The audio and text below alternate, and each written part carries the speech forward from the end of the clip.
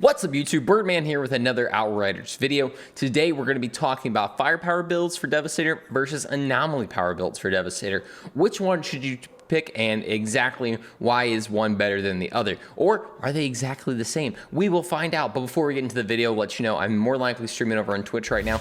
Twitch.tv/Byrdman778, streaming every single day starting at noon Eastern Standard Time. So stop on by, show some love, drop a follow, drop a sub, stuff like that. You know, what you also can do is give a thumbs up on this video, subscribe to the channel, and possibly become a member. We're probably going to be swapping over to YouTube here soon for our full-time streaming. So be one of those first members here on the channel. And finally, follow me over on Twitter, twitter.com/Byrdman778 for all the subpar tweets and bad takes. Now, let's jump right on into the video. So when talking about firepower versus anomaly power, we kind of need to go in and figure out what exactly are the stat rolls that are going to be different for each one of those items. First off, with firepower, we're going to be going into weapon damage, obviously critical chance, critical damage, close and long range damage, and armor piercing. Now, armor piercing is a big one I kind of want to highlight real quick just because of how it's going to affect builds versus firepower versus anomaly.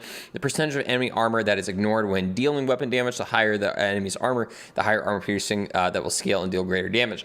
So certain enemies, especially like bosses, captains, stuff like that, have armor on them. So that is going to be something that we're going to have to pierce through versus anomaly power that's going to have skill damage, status power, cooldown reduction, and resistance piercing. Now, resistance piercing, on the other hand, is going to be enemies' resistances to certain abilities, things like anomaly armor on beasts and stuff. That's going to be what's going to have that resistance piercing. Now, captains and stuff are also going to have that. It's just there's just that little bit of difference between like how it's activated and the visual effects for it. But again, when it comes to firepower builds, we're going to be obviously going into a lot more into armor piercing versus anomaly power that we're going to be going to more resistance piercing. Now, kind of talking about the difference between these two setups.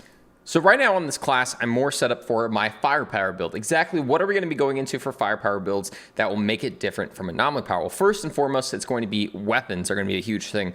We're going to be focused into things that are going to be doing weapon damage and as much damage to mobs as humanly possible. So things like the Fatal Symbiote with its base perk of Dark Sacrifice is great just because of the fact that it gives us 75% weapon damage. Weapon damage boosts are going to be huge for these builds just because, again, we don't have as much anomaly power to kind of lean into, so we want to make sure our weapons are able to do as much damage as humanly possible. Also, things like ultimate damage link, where it's going to share that weapon damage amongst enemies, is going to be absolutely huge.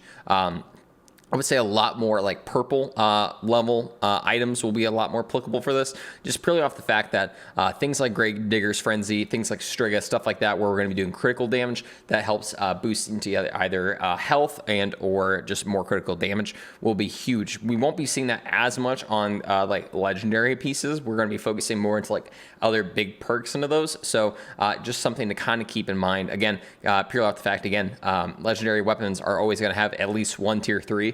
So we're able to put in a tier 3 on those versus purple items, which will more likely just have 2 tier 2s in it. So we are able to apply a tier 3 into it.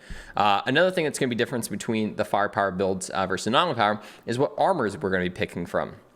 Those being death-proof pieces, statue pieces are going to be huge for it versus anomaly power like Marshal's set and then the Seismic Commander set will be different there. Now, when it comes to death-proof set and statue set, we actually just had a video kind of covering this, so make sure you're checking that out. It's our most recent one, statue versus death-proof, but essentially we figured out the fact that both these are very applicable sets for firepower, but death-proof especially is just going to be the absolute most meta thing for us because it really leans into things like Boulder Dash, where it's going to give us extra weapon damage, and the fact that it boosts up our armor, which things like Death's Door and mitigation from death will help boost into that. So just a couple things to keep in mind there when it comes to firepower builds.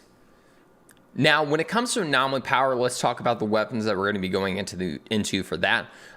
Some things like a Thunderbird are going to be great for this. Why would we pick a Thunderbird? Because of Ultimate Storm, with the fact that 104,000 damage is based off of anomaly power. The higher anomaly power we have, the more it's going to help that out. Things like Fortress, where it's going to boost our armor and resistances and kind of just give us an in general buff, are really nice for that. Things like the Nimoy with Moaning Winds, the fact that it does over 500,000 damage just off that. Radiation Splash doing close to 500,000 damage whenever we activate that quick little reload. Things like Roaring Umbra with the Kinetic Stomp, where it's doing 300,000 plus damage just around us. Things like that are going to be what you're going to be wanting to go into for that. Mainly not even because of the weapon itself, but because of the perks that are on that help scale off of anomaly damage and also will just do as much damage as possible. When we have anomaly builds, we're really kind of leaning into our skills more than our weapons. So having something like that where it's able to do just large amounts of damage around us while we're kind of waiting on cooldowns is really pivotal for these type of builds. When it comes to armor, we're going to be going to things like the Seismic Commander set. Like I mentioned before, we have Seismic Commander and essentially Marshal to lean into for anomaly power, but obviously Seismic Commander is going to be the best option possible because of the bleed damage increase that it has. Status power is a huge part of anomaly builds because of the fact that bleeding, vulnerability, all that kind of stuff like that rely on status power. So more damage to that is the best for those type of builds. But when it comes to like certain perks and stuff we're really going to be going into things like Earthquake and our Gravity Leap for different situations. One, Earthquake, just because of the fact it does so much damage to a wide range and area. The fact we're able to inflict bleed on enemies with it as well, which then will help out with the Seismic Commander set itself. And also the fact that Despair gives us a ×2 anomaly damage to enemies that are afflicted by it. Now, it's pretty conflicting reports. I've been talking to a couple other content creators who have been mentioning that it's double stacking. I haven't really been able to tell if Despair is double stacking. So again, as usual, guys, in the comments below, let me know if you're noticing this. Talk to your favorite content creators, pick their brains, let me know what they're saying. Because again, I can tell some people are doing their homework and I can tell other people aren't doing their homework. So I just want to double check. Because again, just looking at it, I don't think it's double stacking. But regardless, Despair will always be great because of the fact that at least we're able to get a ×2 affliction of anomaly damage on enemies. Even if we're not able to double stack it with double jump that you see up here, it's still something that we were able to use. We can activate it on one enemy and turn activate on somebody else and just get that extra effect. So it's really nice all around. When it comes to skill differences, obviously things that we're going to be using for firepower sets are going to be something like a Boulder Dash. Boulder Dash, the fact that it activates Primal Chain Gun, Primal Armor, the things that work really well with the Death Proof set, and even works really well with the Statue set are things that we're going to want to rely on. I feel as though Golem and Reflect Bullets are one of those that are kind of in that middle tier. It works for either or class, just purely off the fact that we get those awesome boosts from Paladin or Champion, depending on which one we use. Now, if you're worrying about resistances and like being able to stay alive, always go Golem. But if you're feeling kind of edgy, you're like, you know what, I just want that damage booster real quick so I can just get right back into the fight without having to worry about anything, go Reflect Bullets. Other things that work really, really well with firepower sets is going to be something like Tremor. Because it's a great use for healing around you, but also for the fact that certain pieces of the statue set will help benefit this. But another thing that you can use that will really help it out is also Endless Mass. Just pure out the fact that it's able to bring enemies together in a certain area. You can run in there, use Ultimate Damage Link, just end them all almost immediately. And also the fact that Endless Mass itself has a bunch of different perks that work well with weapon damage.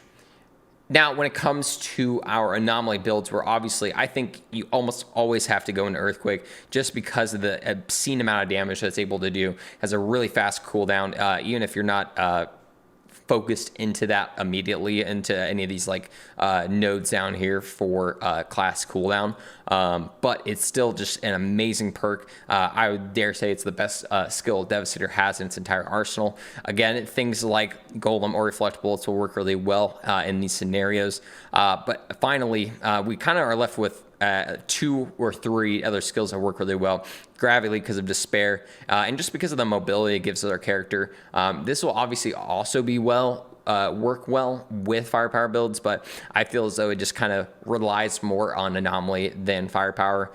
Things like Impale, this obscene amount of damage this is able to do, especially once we give Rivers of Blood inflicted, and as well as whenever we get that extra damage node for Impale.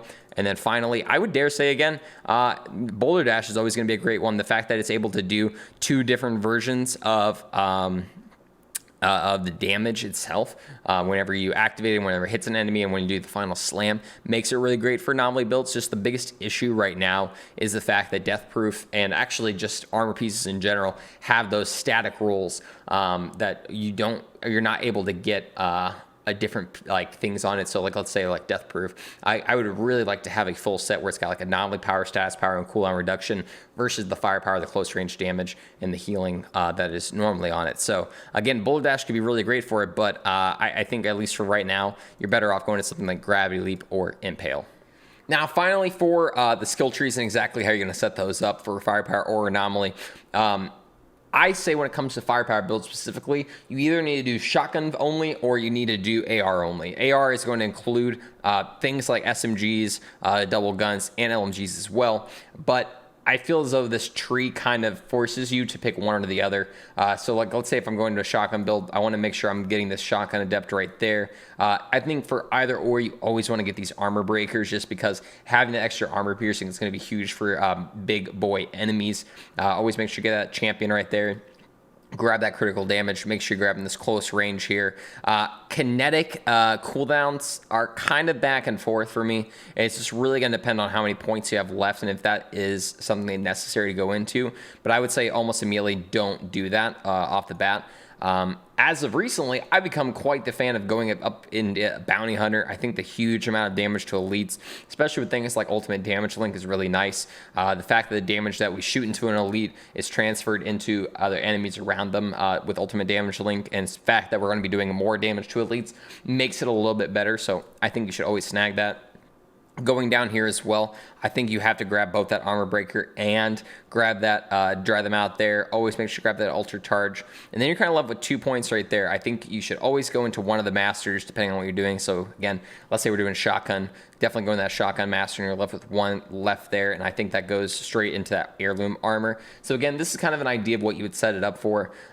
You want to make sure you're grabbing these armor breakers for firepower builds, and make sure you grab these weapon life leeches, just because of the fact that you don't have status power and skill life leech to really lean on in these type of builds, so having something like that's super necessary. With death proof set, especially heirloom armor is going to be huge. Being able to transfer as much armor onto as possible is really key. Now, a big benefit of this is, again, lots of weapon damage. A lot of disadvantage of this is damage mitigation. So again, you're trying to make sure that you're able to kill the enemy so fast that they aren't able to do as much to you, and you're just being able to pump as many bullets into them to work off that, drive them out. Now, the flip side of that is going to be obviously going to bottom tree for anomaly power. So we're going to definitely be going to anomaly power, stuff like that. You can go into this rejuvenation right here, but I definitely think endless tremor is going to be much bigger. You want to make sure you're able to get your earthquake as much as humanly possible. You always want to make sure you go into this paladin right here if you're using golem or reflect bullets for that anomaly power boost that's going to give you. You do have the option, though, to go up into here and strong arm the anomaly if you're going to be running unstoppable force mod, which gives you anomaly power based on your resistance piercing. Strong arm the anomaly, whenever you melee, your resistance piercing is increased, so that's going to increase anomaly power. Therefore, so it's really nice all around.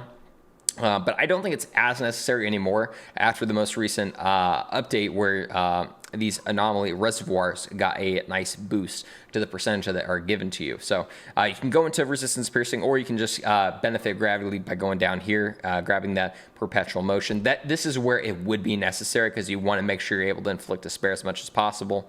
Again, I always go into that anomaly node there. You can go into increased bleed duration, but honestly, you should be able to kill them faster than that would be relevant. So I definitely think the cooldown would be better off for you. Always make sure you grab Executioner, more anomaly reservoir. Now, a big thing, if you've ever watched one of my videos, I talk about blood donation and how unnecessary it is. Why is it unnecessary? Because of skill life leech. The fact that whenever we look over here, anomaly power increases damage dealt by melee and skills and status effects. Status effects work off of skill life leech. Whenever we bleed somebody, we are going to be getting health from them just based off of that. So again, you should be fine most of the time without having to go in that, and that really frees up some points. Frees up points to go into protected by anomaly, going into skilled sentry, you can either grab some resistance piercing, grab some more bleed damage, and getting that Earth's heritage right there. Now you're left with a couple points after this to go into. I always say strong with anomaly. Again, melee scales off of anomaly, so higher of that is the best you can do. You can always go into some extra resistance piercings throughout these trees, just to kind of essentially make sure that you're able to break through those molds. And then I definitely say stone circle with through the mob is super nice.